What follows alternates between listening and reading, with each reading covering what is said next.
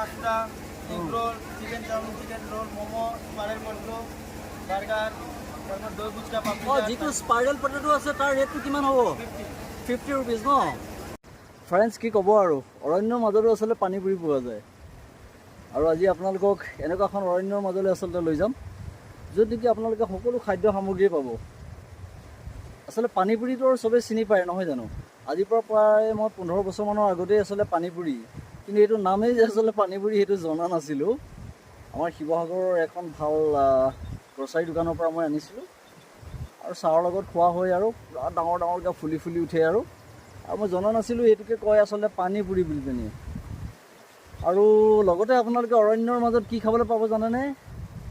কি ক'ম আৰু, আপোনালোকৰ সকলোৰে চিনাকি গাঁৱে ভূঞে আচলতে এই বস্তুবিধ সোমাই পৰিছে, খাদ্য সামগ্ৰীবিধ। আৰু এইটো হৈছে স্পাইৰেল পটেটো। স্পাইৰেল পটেটো আপোনালোকে খাবলৈ পাব। আৰু বহুতেই কিবা কিবি আচলতে জনা নজনা সামগ্ৰী, আচলতে খাদ্য সামগ্ৰী আপোনালোকে খাবলৈ পাব। আৰু আহিব কিন্তু অৰণ্যৰ মাজত আকৌ দেই, অৰণ্যৰ মাজত আৰু কি যে পাব আৰু আপোনালোকে আচাৰটো ইমান ধুনীয়া ধুনীয়াকৈ আপোনালোকে বনায়। আমাৰ দেখা পাইছোঁ যে বন্ধুবৰ্গবিলাকে ইমান ধুনীয়া ধুনীয়া আচাৰবিলাক বনায়। আৰু আচাৰ আপোনালোকে তাত দেখা পাব বিভিন্ন ধৰণৰ আচাৰ। আচলতে মই অৱশ্যে যিটো বাঁহৰ গাজৰ পৰা তৈয়াৰী খাই চাইছিলোঁ, বহুতেই আচলতে ভাল। এটেপা হ'লেও আচলতে ভাত বেছিকৈ যাবই আৰু খালে মানে এনেকুৱা ধৰণৰ। আৰু যিয়ে নহওক এইবিলাক আপোনালোকে সকলোবিলাক বস্তু পাব। ইফালে মানে কিটচেন সামগ্ৰীবিলাক পাব। আৰু লগতে ড্ৰেছ পোছাকৰতো কথাই নাই, সাজ পোছাক বিভিন্ন ধৰণৰ আমাৰ অসমীয়া সাজ পোছাকো পাব, অসমীয়া যিবিলাক গহনাবিলাকো পাব। আৰু বিভিন্ন ধৰণৰ সামগ্ৰী পাবলৈ আপোনালোকে সক্ষম হ'ব। আৰু আহিব সেই অৰণ্যলৈ। আৰু মই এতিয়া সোমাই যাম অৰণ্যৰ মাজলৈ, আপোনালোকক অলপ অলপ দেখাবৰ বাবে চেষ্টা কৰিম।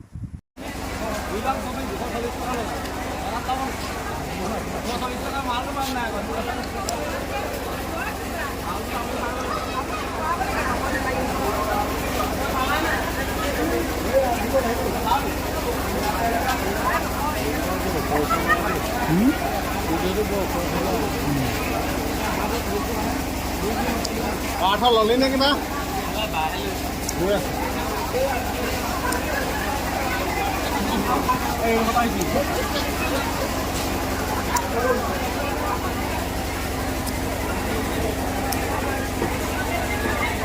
আচলতে মই আপোনালোকক অৰণ্য বুলি আচলতে কৈছিলোঁ। অৰণ্য মানে কি আচলতে আমাৰ খনামুখৰ শ্ৰী শংকৰদেৱ কৃষ্টিকলা কেন্দ্ৰৰ সহযোগত আৰু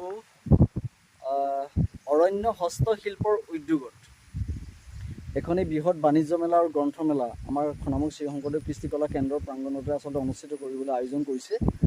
আৰু তাত বিভিন্ন ধৰণৰ বস্তু সামগ্ৰী আচলতে বা বিভিন্ন ধৰণৰ বিপণী তাত দেখা যাব। আপোনালোকক অলপ অলপ তাকে মই দেখাবৰ বাবে চেষ্টা কৰিম।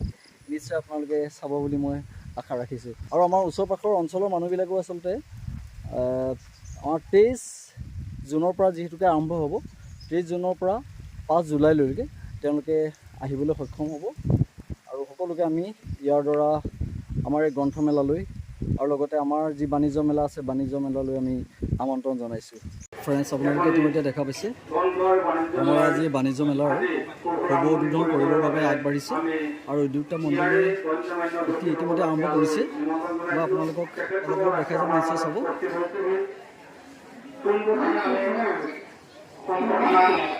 জনাব বিচাৰিছোঁ পোনপ্ৰথমে আমি আঞ্চলিক কৃষ্টি কলা কেন্দ্ৰৰ সভাপতি মহোদয় শ্ৰী পৰমজ্যোতি গগৈদেৱক এখনি গোলাম গামোচাৰে আদৰণি জনাব বিচাৰিছোঁ। কলা কেন্দ্ৰৰ সভাপতি মহোদয় অৰুণ জ্যোতি গগৈ আৰু তেখেতক উদ্যোক্তা মণ্ডলীৰ দ্বাৰা আচলতে সম্বৰ্ধনা জ্ঞাপন কৰা হৈছে। আঞ্চলিক শ্ৰী শংকৰদেৱ কৃষ্টি কলা কেন্দ্ৰৰ সম্পাদক শ্ৰী আঞ্চলিক শ্ৰী শংকৰদেৱ কৃষ্টিকলা কেন্দ্ৰৰ সম্পাদক দীনেশ গগৈদেৱ।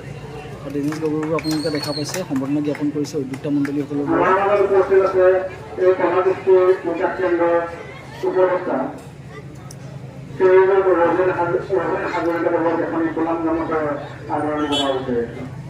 মই শ্ৰী শংকৰদেৱ কৃষ্টিকলা কেন্দ্ৰৰ অন্যতম উপদেষ্টা ৰবীন হাজৰিকাদেৱ। ইয়াৰ পাছতে আমি আমাৰ মাজত উপস্থিত আছে মেঘালয় গগৈ, তেখেতক এখন সুনাম গামোচাৰে আমি আদৰণি জনাব বিচাৰিছোঁ।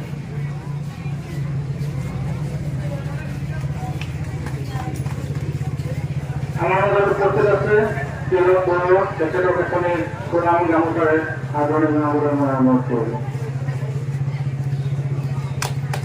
আমাৰ মাজত উপস্থিত আছে চন্দ্ৰেশ্বৰ গগৈ, তেখেতক এখন সুনাম গামোচাৰে আদৰণি জনাবৰ বাবে অনুৰোধ জনালোঁ।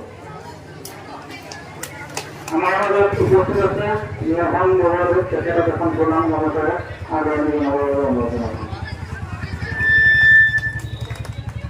আমাৰ মাজত উপস্থিত আছে চৰণ গগৈ ডাঙৰীয়া, তেখেতক এখন সুনাম গামোচাৰে আদৰণি জনাবলৈ অনুৰোধ জনালোঁ।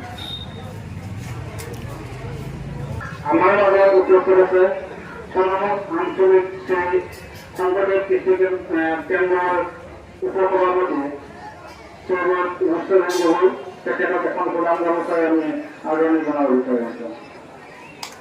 আমাৰ মাজত উপস্থিত আছে আন এগৰাকী উপসভাপতি দিগন্ত বৰাদে, তেখেতক এখন সুনাম গামোচাৰে আদৰণি জনাবলৈ অনুৰোধ কৰিলোঁ।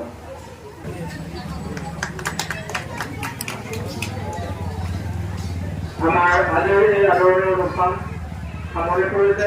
আমি সোণামুখ আঞ্চলিক শ্ৰী শংকৰদেৱ কৃষি কলা কেন্দ্ৰৰ সহযোগত অৰণ্য হস্তশিল্প আৰু গ্ৰন্থ বাণিজ্য মেলাৰ অনুষ্ঠানটি 18 দিনৰ বাবে আমি ইয়ালৈ আমন্ত্ৰণ জনাই আহিছোঁ আৰু আমি আৰম্ভণিতে আশা ৰাখিছোঁ এই অনুষ্ঠানভাগী সফল সমাপ্তিত সোণামুখবাসী ৰাইজৰ সম্পূৰ্ণ সহায় সহযোগিতা একান্তই থাকিব।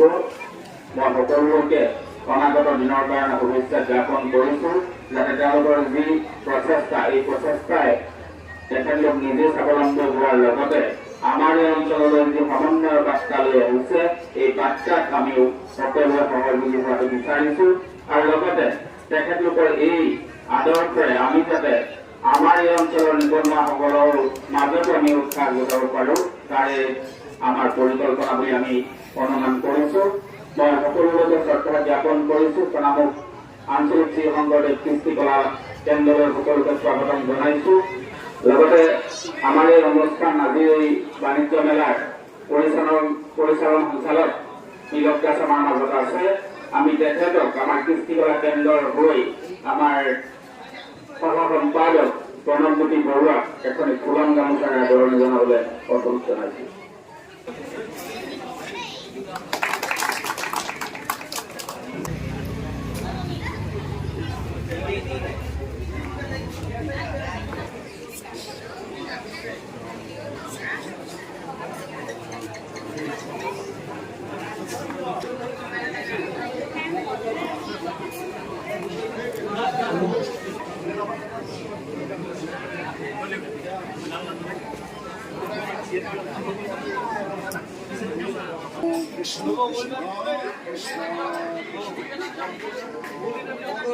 সহায় সহযোগিতা কামনা কৰি আমি কাম কৰিব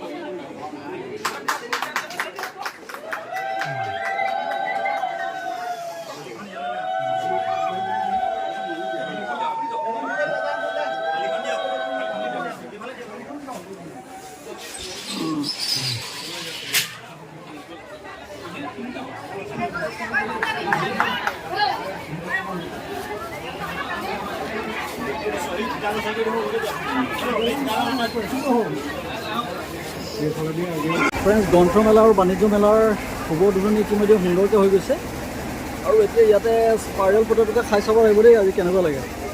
ভাইটি, স্পাইৰেল পটেটো হ'ব নেকি? হ'ব হয় নি? আজি হ'ব ন? ঠিক আছে, খাব লাগিব দেই। বনাবা কিমান টাইম ল'ব আৰু কিমান সময় ল'ব স্পাইৰেল পটেটো? আজি मतलब আজি খতম হৈ গয়া।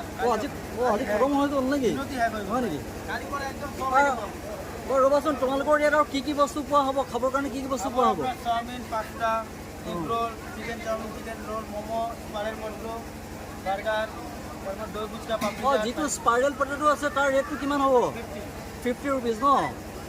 তোমালোকৰ ইয়ালৈ যে আহিব নহয় জানো বাৰু, যিবিলাক গ্ৰাহকবিলাক আহিব লাগিব নহয়, তোমালোকৰ ইয়ালৈ কিহৰ কাৰণে আহিব? আচলতে গ্ৰাহকবিলাক কিহৰ কাৰণে আহিব? এইটো আমি এনে কেনেকৈ এতিয়া মানুহ আহিব চাবলৈ। ভাল মানে কেলে আচলতে তোমালোকৰ যিবিলাক বস্তু বনাবা খাদ্য সামগ্ৰীবিলাক আচলতে ভাল হ'ব লাগিব খাবলৈ, হয় নহয় বাৰু? আৰু হে নহয় জানো বাৰু? এবাৰ খালে আকৌ আহিবই লাগিব। দাদা কেনেকুৱা হৈছে বিক্ৰী বাৰ্তা? নাই জাষ্ট মানে লগাই আছোঁ, অঁ জাষ্ট ন, ঠিক আছে ঠিক আছে। আহিছোঁ তেখেতসকলে বহনি কৰিব ভাল অঁ বহনি কৰিছে, বৰ ভাল কথা, বহনি কৰক। এইটো কিমান দাম হ'ব এইটো? এনে 200 টকা হয় 200 টকা ন? সেইকাৰণে দিয়া দাম 150 টকা।